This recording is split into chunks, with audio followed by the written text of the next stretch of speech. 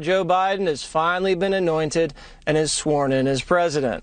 And the coverage has been nothing short of euphoric. Take a look. Those lights that are just shooting out from the Lincoln Memorial along the reflecting pool, it's like almost extensions of Joe Biden's arms embracing America. He gave the kind of inaugural address our presidents used to give. The inauguration was a joyful occasion. Like I do at most happy things, I cried a lot. We haven't had a love story in the White House in 4 years. We saw the steely determination and compassion of President Joe Biden. There was not one part of that wasn't just medicine in the wound.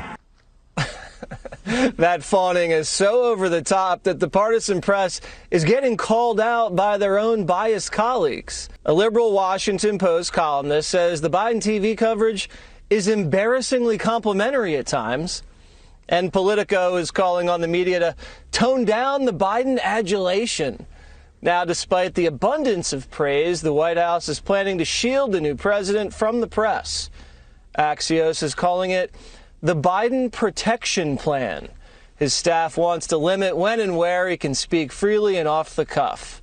One, I don't want to name check anybody, but there are people in hard news divisions in these other networks that are, calling the president or the former president a pathetic, piece of garbage, and then pivoting 180 degrees and lavishing praise on this new guy. Don't you think that's what destroys the credibility of the press? I think this is not about media bias.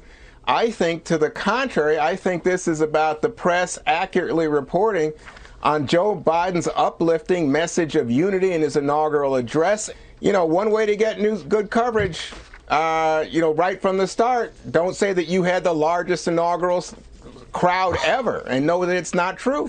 Well, first of all, what Juan is talking about and what the media are talking about, the most important thing to them is tone and not body bags, right? So Juan says, you know what? Maybe if you wanted good press, you shouldn't have been bragging about your crowd size. And I go, okay, wow. So that's the reason why he's been reviled for 4 years. It's about his personality and his tone. Meanwhile, so you have a media that is embracing a warmonger.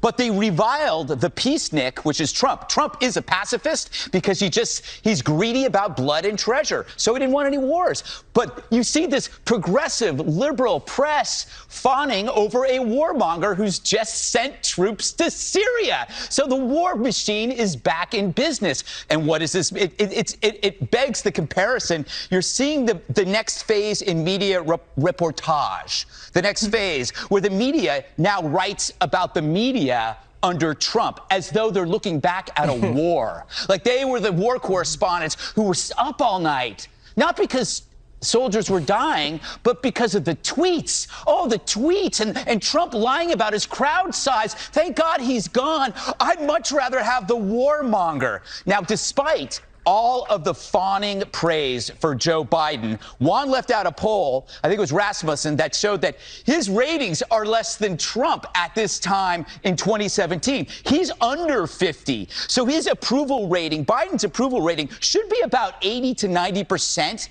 given the coverage. But that's not the case. It's actually under 50%. Why is that?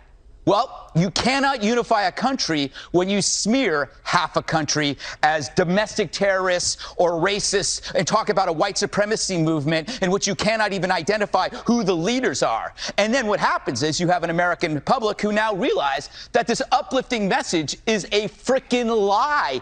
He is a woke wolf in centrist clothing, right? They see that they saw his divisiveness emerge. They saw his centrism evaporate. So that's why there's a contrast between how America is responding to Joe as opposed to the media versus Trump.